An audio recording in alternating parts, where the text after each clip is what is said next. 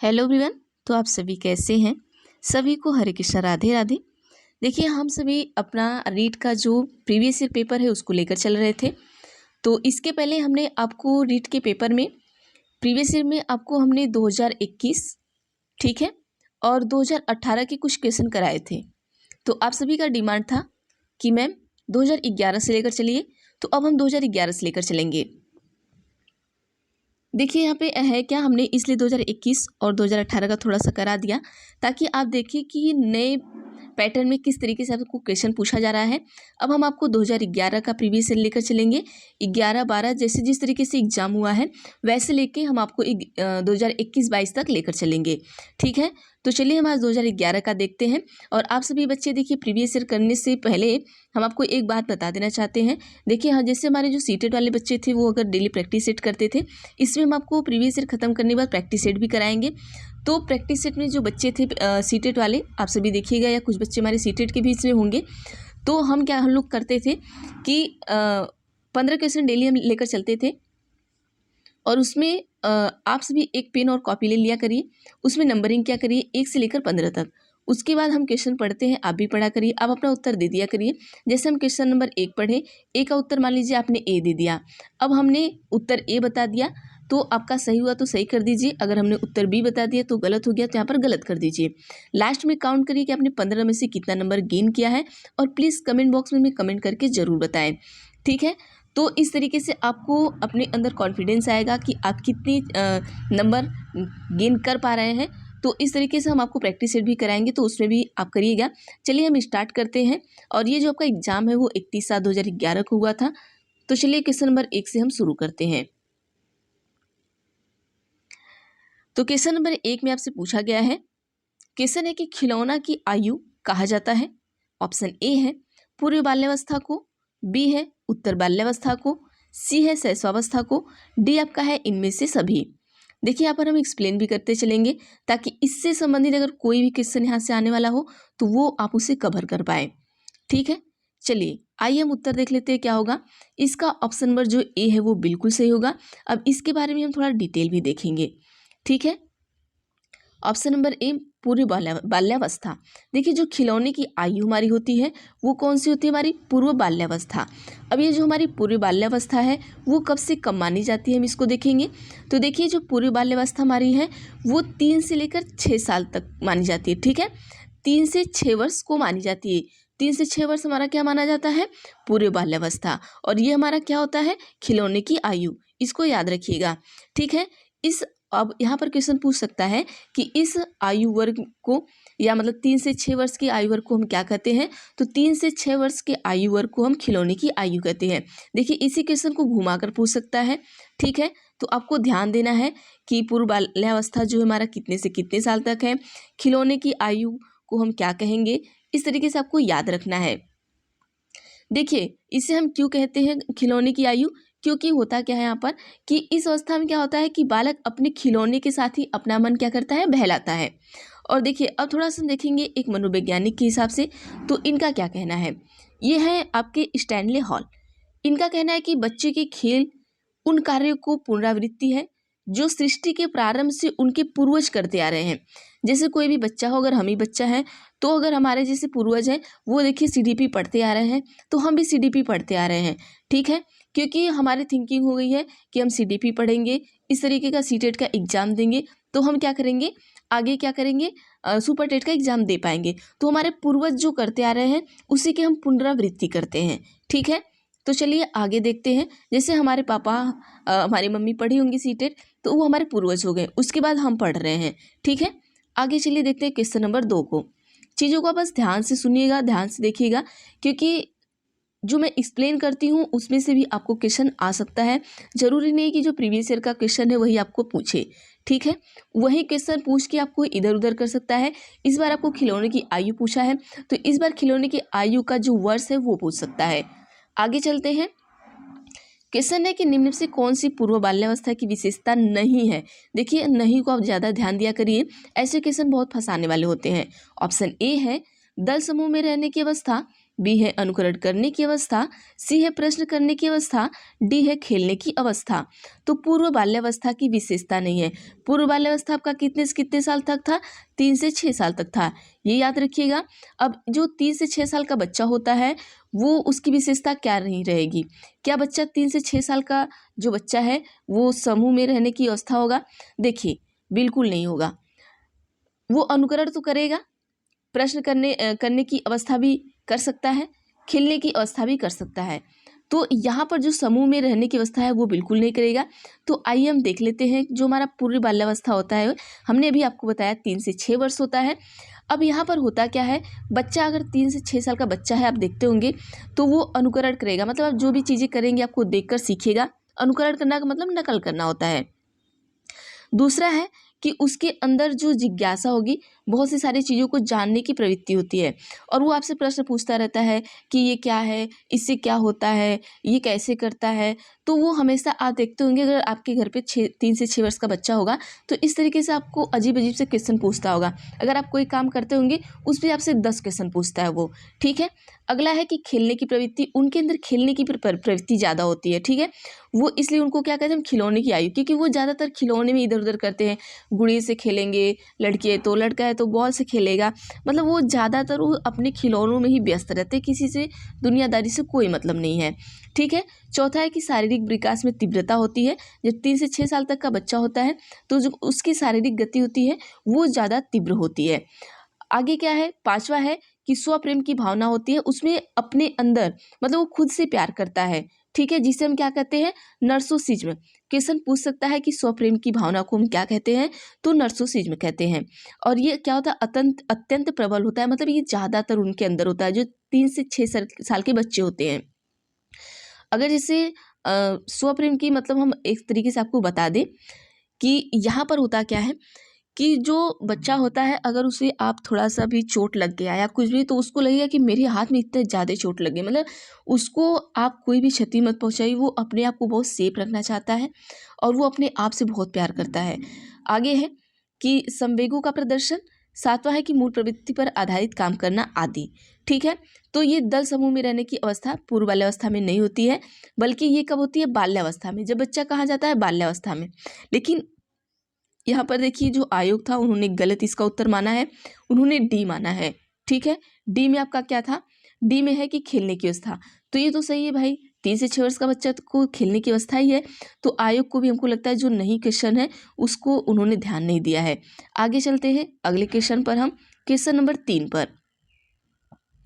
Question number 3 है कि उत्तर बाल्यावस्था में बालक भौतिक वस्तुओं के किस आवश्यक तत्व में परिवर्तन समझने लगते हैं? ऑप्शन ए है द्रव्यमान, बी है द्रव्यमान और संख्या, सी है संख्या, डी है द्रव्यमान, संख्या और क्षेत्र। तो देखिए जो भौतिक वस्तु होती है हमारी, जैसे द्रव्यमान हो गया, संख्या हो गया, क्षेत्र हो गया, तो जब बच्चा उत्तर बाल्यावस्था में जाएगा तो इन चीज़ों को, तीनों चीज़ों को समझना क्या करता है, मतलब कि इसमें परिवर्तन समझने लगता है, ठीक है। अब थोड़ा इसका डिटेल देख लेंगे, उत्तर बाल्यावस्था कब से कब तक होता है। अब जब बच्चा 9 से 12 साल में होगा, ठीक है, उत्तर बाल्यावस्था का जो काल होगा आपका 9 से 12 साल का होगा, याद रखिएगा। पूर्व बाल्य का 3 से 6, उत्तर बाल्यावस्था का 9 से 12, ठीक है। ये बहुत इंपॉर्टेंट, इसको याद रखिएगा। अगर ये साल याद है आपको तो आने वाले क्वेश्चन भी आप एक रिलेट करके सही कर सकते हैं। अब जैसे मान लीजिए यहाँ पर उत्तर बाल्यावस्था दे दिया, अब हमें पता है कि उत्तर बाल्यावस्था में 9 से 12 वर्ष का बच्चा होता है, तो अब क्या 9 से 12 वर्ष का बच्चा क्या क्षेत्र के बारे में नहीं जानेगा, क्या संख्या के बारे में नहीं जानेगा, क्या द्रव्यमान के बारे में नहीं जानेगा, सबके बारे में जानेगा। ऐसा तो नहीं कि बस इसी के बारे में जाने, द्रव्यमान के, बस द्रव्यमान और संख्या के बारे में जाने, ऐसा नहीं, तीनों के बारे में जानेगा। तो अब यहाँ रिलेट करके भी चीज़ों को पढ़ सकते हैं। अब देखिए होता क्या है यहाँ पर कि इस काल में बालक की जो औपचारिक शिक्षा होती है वो प्रारंभ होती है। कौन सी शिक्षा, आपकी औपचारिक शिक्षा। और बालक विद्यालय जाने लगता है, ठीक है, क्योंकि बालक तो मतलब 5 साल से ही जाने लगता है, लेकिन इस टाइम भी बालक विद्यालय जाता ही है। और बालक भौतिक वस्तु जैसे आपका द्रव्यमान हो गया, क्षेत्र हो गया, इन सारी चीज़ों को क्या होता है, समझने लगता है। अब भाई सिंपल सी बात है, 9 साल का बच्चा है तो हर चीज़ों को समझेगा। आगे चलिए देखते हैं। देखिए जब आपको क्वेश्चन न समझ में आए तो अपने घर पे किसी ऐसे बच्चे को रिलेट करिए जिसकी एज आपकी 9 साल से 12 साल हो। जैसे अगर आप पूर्व बाल्यावस्था पढ़ रहे हैं तो 3 से 6 साल का बच्चा हो, वो कैसी हरकतें करता है, तो आपके क्वेश्चन जो वो दिमाग में सेट हो जाएंगे। आगे चलते हैं, क्वेश्चन नंबर 4 देखते हैं। क्वेश्चन नंबर 4 है कि विकास का अर्थ है, ऑप्शन ए है परिवर्तन की उत्तरोत्तर श्रृंखला, बी है अभिप्रेरणा के फल स्वरूप होने वाले परिवर्तन की उत्तरोत्तर श्रृंखला, सी है कि अभिप्रेरणा एवं उनके अनुभव के फलस्वरूप होने वाले परिवर्तनों की उत्तरोत्तर श्रृंखला, डी है कि परिपक्वता और अनुभव के फलस्वरूप होने वाले परिवर्तनों की श्रृंखला। तो विकास सबका डेवलपमेंट होता क्या है ये बताना है। तो आइए उत्तर देख लेते हैं। ऑप्शन नंबर जो डी होगा बिल्कुल सही हो जाएगा कि परिपक्वता, मतलब विकास में क्या होता है, परिपक्वता होता है और अनुभव के फलस्वरूप जो भी परिवर्तन होने वाले परिवर्तनों की जो श्रृंखला होती है वही हमारा क्या होता है, विकास होता है। थोड़ा सा हम इसके बारे में देखेंगे, विकास के बारे में यहाँ से कोई और भी क्वेश्चन पूछ सकता है। अब देखिए यहाँ पर एक लोचा और आ गया, आयोग ने इसका जो सही उत्तर वो सी माना है। अब भाई आइए हम देख लेते हैं इन्होंने कैसे सी मान लिया। अब देखिए क्या विकास में हमारी अभिप्रेरणा आता है, बिल्कुल नहीं आएगा। अभिप्रेरणा विकास में कहाँ आएगा ये आप सभी कर सकते हैं। देखिए यहाँ पर भी अभिप्रेरणा विकास में नहीं आएगा। देखिए परिवर्तन तो होता है, ठीक है, लेकिन कैसे परिवर्तन होते हैं उन्होंने ये बताया। एक बार हम इसको मान सकते हैं विकास में परिवर्तन होता है, लेकिन कैसे होते हैं, परिपक्वता होता है, अनुभव के फलस्वरूप होता है परिवर्तन। तो सबसे हमारा जो बढ़िया जो उत्तर होगा हमारा डी होगा। ये आयोग वाले पता नहीं क्या करते हैं। अब देखिए ऐसे ही बच्चे क्या होते हैं, 1 नंबर 2 नंबर से बच्चे को क्या होता है, रुक जाता है चीज़ें। अब आइए थोड़ा विकास के बारे में हम देख लेते हैं। विकास एक परिवर्तन है, हमने अभी आपको बताया, ठीक है। तो ये ऑप्शन नंबर हम ए सही कर सकते थे, लेकिन अब इसके अंदर की चीज़ें बता दिया कि कैसा परिवर्तन है, तो हम वो सही मानेंगे, ठीक है। जिसमें उत्तरोत्तर मतलब गुणात्मक वृद्धि होती है, ठीक है। विकास में कैसी वृद्धि होती है क्वेश्चन पूछ सकता है, तो उत्तरोत्तर होती है और उत्तरोत्तर मतलब गुणात्मक होती है। समय की दृष्टि से व्यक्ति में जो परिवर्तन दृष्टिगत होते हैं वे क्या कहलाते हैं, विकास कहलाते हैं। विकास मानव के शरीर एवं मानसिक परिपक्वता के साथ साथ उनके अनुभव के फलस्वरूप होने वाले परिवर्तनों की क्या है, एक श्रृंखला है, ठीक है। और जो देखिए क्वेश्चन ये भी पूछ सकता है कि जो विकास का परिवर्तन है वो कब से कब तक चलता है, तो वो जीवन पर्यंत चलता है, ये क्वेश्चन भी इसमें पूछ सकता है। तो देखिए इसमें हम आपको 3 से 4 क्वेश्चन रिलेट करके बता दिए। आइए आगे चलते हैं। आगे कि विकास के संदर्भ में निम्नलिखित में से कौन सा कथन सत्य नहीं है। अब देखिए यहाँ पे आप अपना उत्तर खुद दे सकते हैं क्योंकि हमने डिटेल बता दिया है।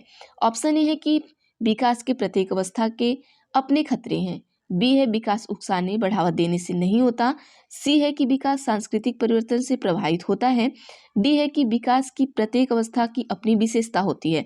देखिए सत्य पूछा है, तो आइए यहाँ पर हम सत्य नहीं पूछा है, नहीं है, ठीक है। तो आइए हम यहाँ पर देख लेते हैं। देखिए विकास के उकसाने बढ़ावा देने से नहीं होता है, बिल्कुल सही बात है, ठीक है। और सांस्कृतिक परिवर्तन से प्रभावित होता है।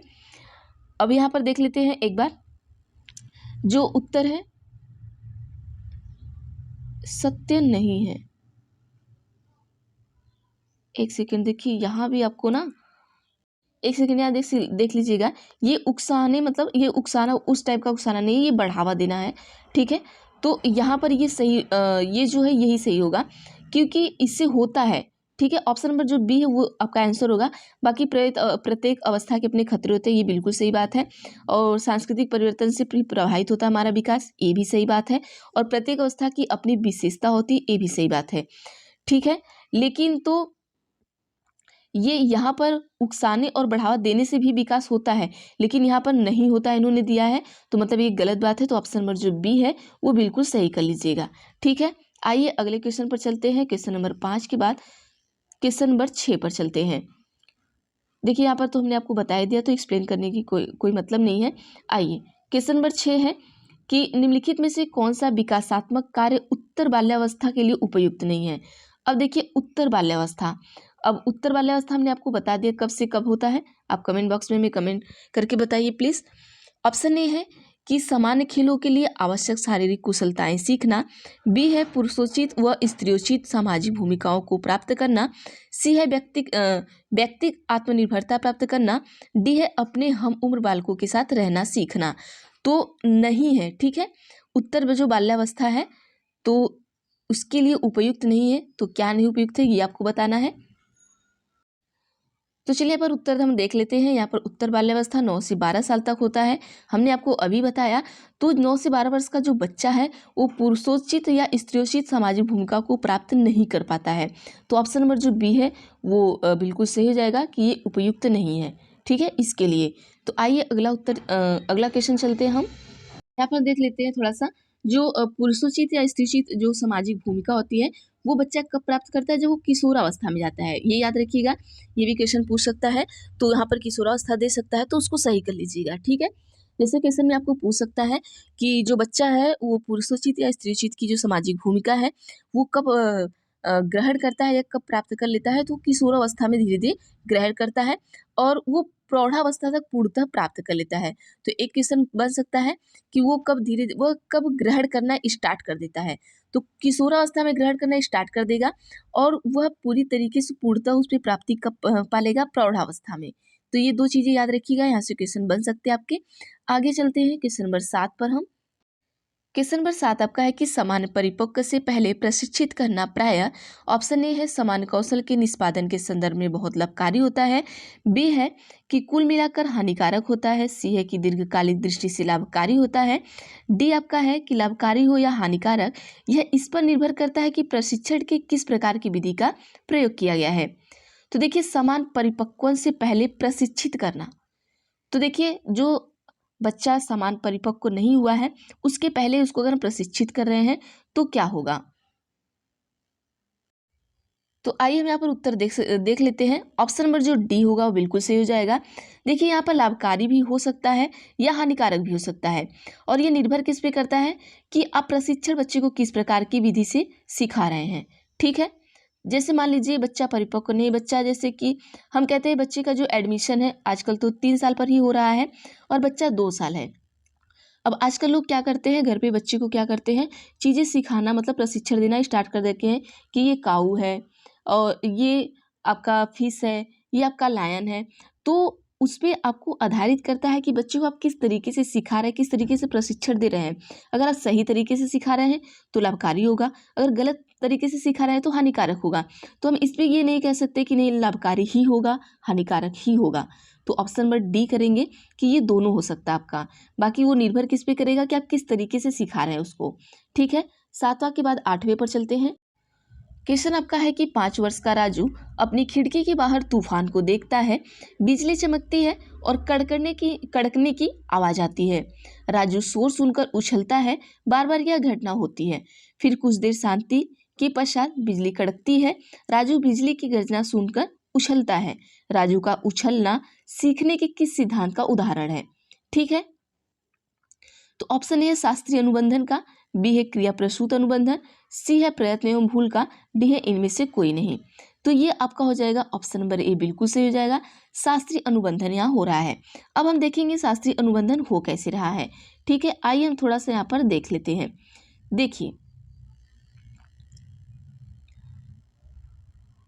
थोड़ा बड़ाई करके दिखाएं आपको ताकि क्लियर हो। शास्त्रीय अनुबंधन होता क्या है, सबसे पहले हम ये जान लेंगे इसका सिद्धांत का प्रतिपादन किसने किया। तो देखिए, इस सिद्धांत का प्रतिपादन आपके पावलोव ने किया था, ये याद रखिएगा। क्वेश्चन पूछ सकता है कि शास्त्रीय अनुबंधन सिद्धांत का प्रतिपादन किसने किया, तो पावलोव ने किया। इस सिद्धांत के अनुसार किसी अनुक्रिया का संबंध किसी विशेष प्रकार के उद्दीपक के साथ स्थापित हो जाने पर उद्दीपक जैसे ही प्रस्तुत होता है, जैसे उद्दीपक वहां पर क्या हो गया हमारा, बादल क्या है, कड़कने की आवाज हो गई, ठीक है। बादल का जो कड़कना है, अब जैसे वो क्या हुआ, स्थापित हुआ, तो अनुक्रिया स्वतः होने लगती है। अब वहां पर जब बादल कड़का तो वहां पर राजू की जो अनुक्रिया वो स्वतः होने लगी, ठीक है। एक बार बादल कड़का, शोर आई, फिर कुछ देर बाद वो बंद हो गया, फिर जब वही शोर उसको दोबारा सुनाई दी तब फिर वो उछलने लगा। अब यहाँ पर देखिए होता क्या है कि प्रश्न में राजू क्या है, बिजली चमकने और कड़कने की आवाज सुनकर क्या है, उछल रहा है। बाद में जब वो पुनः बिजली को कड़कती है तो वह पुनः उछल पड़ता है। अब ये क्या है कि ये पुनः उसके साथ हो रहा है, ठीक है। तो इस प्रकार उसकी जो अनुक्रिया है, ठीक है, उद्दीपक क्या है यहाँ पर, बिजली कड़कने के साथ संबंधित है। जो देखिए उसकी अनुक्रिया है वो उछलना, उद्दीपक बिजली कड़कने के साथ संबंधित हो गई है, ठीक है। अब यहाँ पर उद्दीपक किसको मान लीजिए कि बिजली कड़कना। अब जब जब बिजली कड़केगी तब तब उसकी अनुक्रिया स्टार्ट हो जाएगी। मतलब जब जब उद्दीपक स्थापित होगा, जैसे ही उद्दीपक प्रस्तुत होगा तो वैसे ही क्या होगा, अनुक्रिया शुरू हो जाएगी। तो ये हमारा क्या होता है, यही हमारा क्या है, इनका कहना है शास्त्रीय अनुबंधन सिद्धांत में।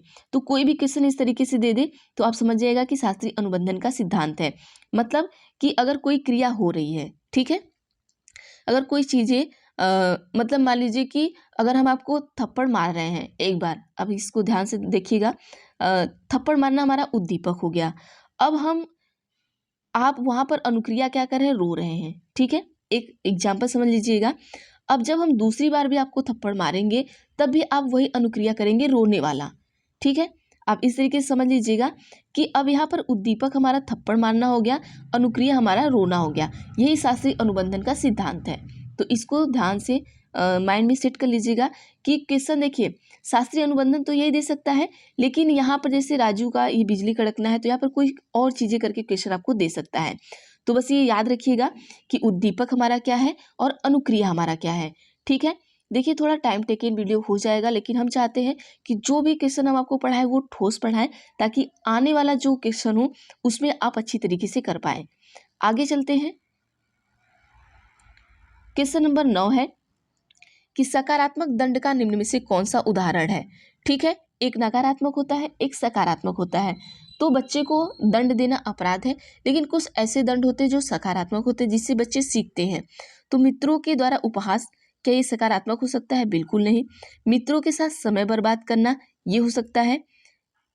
क्या मीन मेख निकालना बंद करना, ये हो सकता है, या इनमें से सभी हो सकता है? तो उत्तर दीजिए आप, क्या होगा? चलिए आप उत्तर दे दिए। तो क्या मित्रों के साथ उपहास अगर आपका होता है तो आपको क्या लगता है, ये बताइए। अगर मान लिया हमने अभी बता दिया कि ये सकारात्मक दंड नहीं है, लेकिन आपको क्या लगता है? लेकिन देखिए यहाँ पर हम आपको बता देना चाहते हैं कि जो मित्रों के साथ उपहास होता है ये सकारात्मक दंड होता है।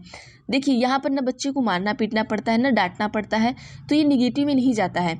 अब बच्चे की क्या हो रही है, यहाँ पर इंसल्ट होती है। अब बच्चा क्या करता है, जैसे हम ही लोग हैं, अगर क्लास में हमारा इंसल्ट हो जाता था, हमें लगता था कि हम चीज़ों को याद करके जाए ताकि लोगों के सामने हमारा इंसल्ट ना हो।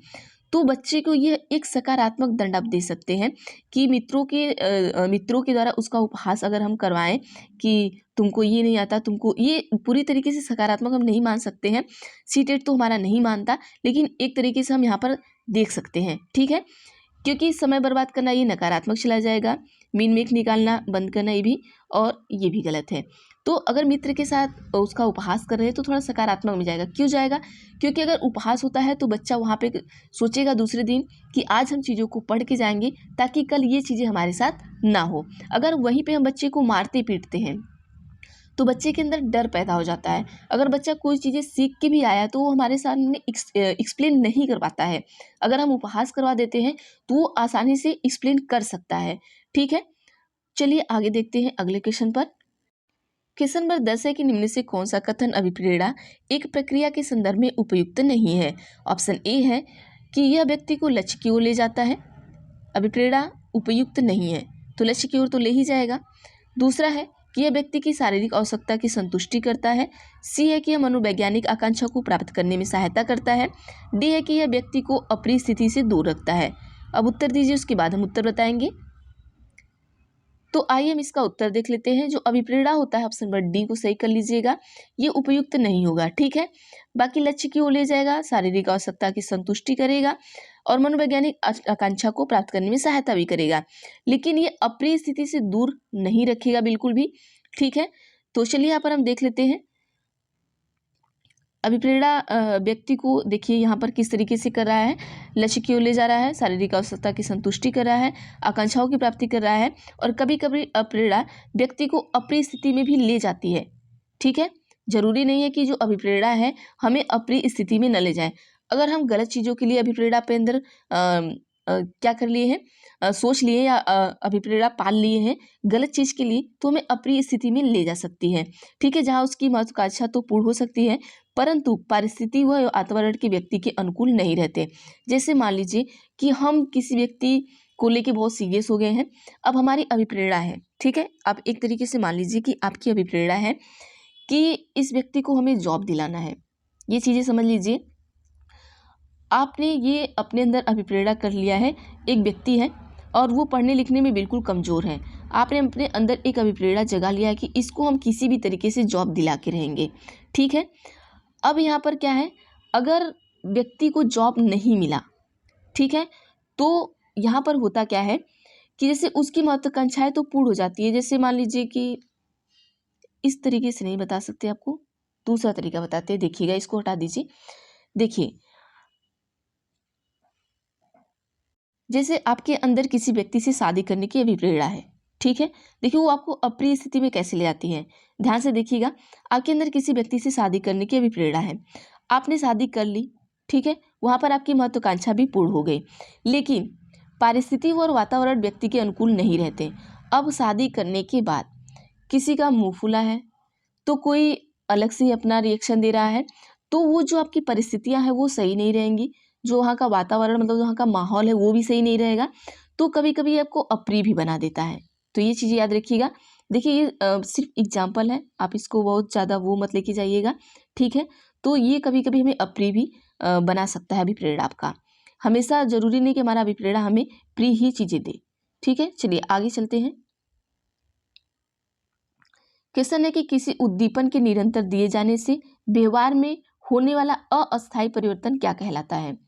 तो ऑप्शन ए है अभ्यस्तता, बी है अधिगम, सी है अस्थायी अधिगम, डी है अभिप्रेरणा। तो यहाँ पर हम देख लेते हैं, जो उत्तर हमारा होगा ऑप्शन नंबर ए होगा, अभ्यस्तता कहलाएगा।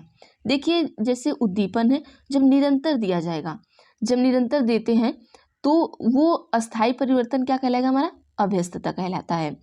अभ्यस्तता अधिगम का अस्थायी रूप होता है, ये याद रखिएगा, क्वेश्चन पूछ सकता है। अर्थात अभ्यस्तता के फलस्वरूप व्यवहार में जब अस्थायी परिवर्तन हो जाता है तो वह अधिगम का क्या करता है, रूप ले लेता है। आगे चलते हैं, 11 के बाद 12 पर चलते हैं हम। 12 में है कि विद्यार्थी की अभिवृत्तियों में परिवर्तन के लिए निम्न से किस विधि का प्रयोग अध्यापक को नहीं करना चाहिए। ऑप्शन ए है दबाव से किसी बात का विचार के लिए राजी करना, बी है किसी विचार को दोहराना अथवा दृढ़तापूर्ण व्यवहार, सी है किसी प्रशंसनीय व्यक्ति के द्वारा समर्थन एवं स्वीकृति, डी है संदेश के साथ साहचर्य स्थापित करना। तो देखिए, विद्यार्थी की अभिवृत्ति में परिवर्तन के लिए किस विधि का प्रयोग अध्यापक को नहीं करना चाहिए।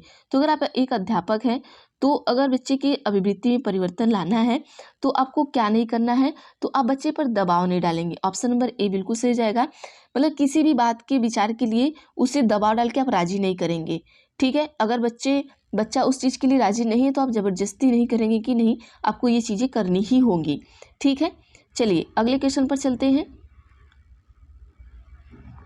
क्वेश्चन नंबर 13 को ध्यान से देखिएगा, इसका ऑप्शन जो है हम नीचे दिखाएंगे आपको। क्वेश्चन नंबर 13 है कि उपलब्धि अभिप्रेरक के संबंध में निम्न से कौन सा कथन सही है, ठीक है। उपलब्धि अभिप्रेरक के बारे में पूछा है, तो आइए हम देख लेते हैं क्वेश्चन का ऑप्शन। देखिए, उपलब्धि अभिप्रेरक के लिए मतलब कि जो सही चीज़ें पूछा है, तो ऑप्शन ए है कि क्या उपलब्धि अभिप्रेरक जीवित रहने के लिए आवश्यक है, बी है कि यदि व्यक्तिगत क्षमताओं की संतुष्टि महत्वपूर्ण है तो उपलब्धि अभिप्रेरक को विकास प्रेरक कहा जा सकता है, सी है कि यदि व्यक्ति के मध्य प्रतियोगिता पर बल है तो उपलब्धि अभिप्रेरक को सामाजिक अभिप्रेरक कहा जा सकता है, डी है कि इनमें से सभी। तो देखिए, ऑप्शन नंबर जो डी है वो बिल्कुल सही हो जाएगा कि सारी चीजें ये सही है। आगे चलते हैं अगले क्वेश्चन पर हम। Question number 14। क्वेश्चन नंबर 14 में आपसे पूछा गया कि 6 से 10 वर्ष की अवस्था में बालक रुचि लेना प्रारंभ करते हैं। ऑप्शन नंबर ए है धर्म में, बी है मानव शरीर में, सी है यौन संबंधों में, डी है विद्यालय में। जैसे बच्चा देखिए 6 से 10 साल का हुआ तो वो किस चीज़ में ज़्यादा रुचि लेना प्रारंभ करेगा। आप अपने आसपास के बच्चों को देखिएगा, अगर बच्चा 6 से 10 वर्ष का है तो वो ज़्यादातर स्कूल जाने या विद्यालय में रुचि लेने प्रारंभ करेगा। वो एक दिन भी मिस नहीं करेगा, वो हमेशा विद्यालय की बातें करते रहता है, ठीक है। और इसे हम क्या कहते हैं, एक बार ये भी देख लीजिएगा कि 6 से 10 वर्ष की जो अवस्था होती है ये प्राथमिक शिक्षा प्रारंभ हो जाती है यहाँ पर आपकी, और इसलिए आयु वर्ग को विद्यालय में प्रवेश की अवस्था भी कहते हैं। क्वेश्चन पूछ सकता है कि 6 से 10 वर्ष की जो अवस्था है उसे हम क्या कहते हैं, तो उसे हम विद्यालय में प्रवेश की अवस्था भी कह सकते हैं। ये याद रखिएगा। इस अवस्था में क्या होता है कि बालक विद्यालय जाता है और वहाँ पर क्या होता है कि वहाँ पर मित्र बनाता है, ठीक है। और इस अवस्था में पहली बार बालक अपने पारिवारिक प्रवेश से निकलकर बाहरी प्रवेश में जाएगा, ठीक है। क्वेश्चन ये भी पूछ सकता है कि किस अवस्था में बच्चा अपने पारिवारिक प्रवेश से बाहर निकलकर सामाजिक प्रवेश में जाता है, तो 6 से 10 वर्ष तक का बच्चा, ठीक है। और 6 से 10 वर्ष की जो अवस्था होती है वो बालक में विद्यालय जाने की रुचि बढ़ाती है, ठीक है, मतलब बढ़ती है उसमें 6 से 10 वर्ष की अवस्था में। तो ये याद रखिएगा। यहाँ से आपको हमने 3-4 क्वेश्चन कवर करा दिया, तो यहाँ से कोई भी क्वेश्चन आपको आ सकता है। क्वेश्चन नंबर 15 पर चलते हैं। क्वेश्चन नंबर 15 है कि कौन सिद्धांत व्यक्त करता है कि मानव मस्तिष्क एक बर्फ की बड़ी चट्टान के समान है जो कि अधिकांशतः छिपी रहती है एवं उनमें चेतन के 3 स्तर हैं। ऑप्शन ए है गुण सिद्धांत, बी है प्रकाश सिद्धांत, सी है मनोविश्लेषणात्मक सिद्धांत, डी है व्यवहारवाद सिद्धांत। तो चलिए यहाँ पर उत्तर दीजिए क्या होगा।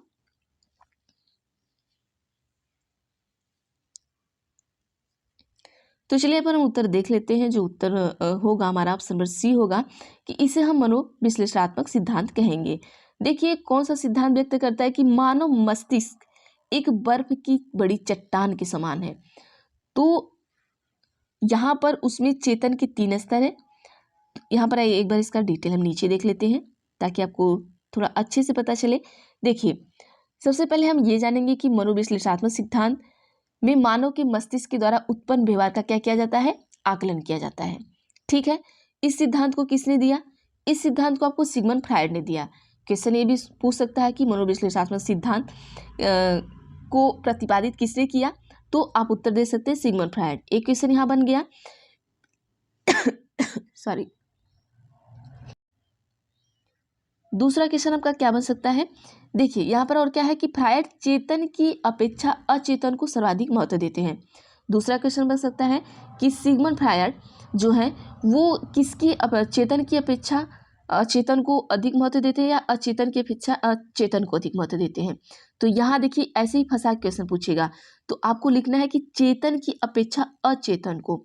याद रखिएगा कि वे अचेतन को ज़्यादा महत्व देते हैं। अगर आपको ये याद रहेगा कि अचेतन को महत्व देते हैं तो आप यहाँ पर किसी तरीके से क्वेश्चन फंसा के पूछे आप उत्तर दे सकते हैं, ठीक है। अब इनके अनुसार क्या है, फ्रायड के अनुसार कि मस्तिष्क क्या है हमारा, एक बड़ी बर्फ की चट्टान के समान है।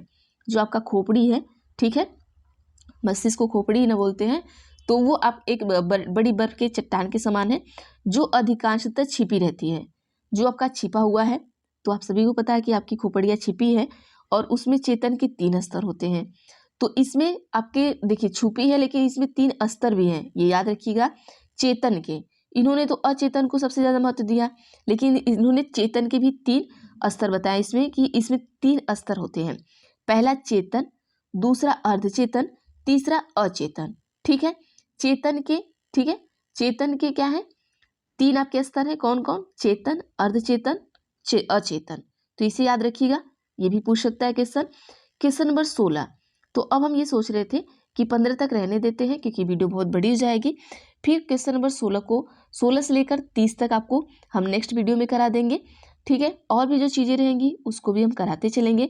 तो और भी सब्जेक्ट के अगर आपको प्रीवियस ईयर चाहिए तो प्लीज़ कमेंट बॉक्स में कमेंट करके बताइएगा। जैसे आपका डिमांड था कि मैम 2011 को लेकर चलिए, तो अब हम 2011 से स्टार्ट करेंगे। फिर उसके बाद से जो जो पेपर हुए हैं उसको लेकर हम 2021-22 तक चलेंगे।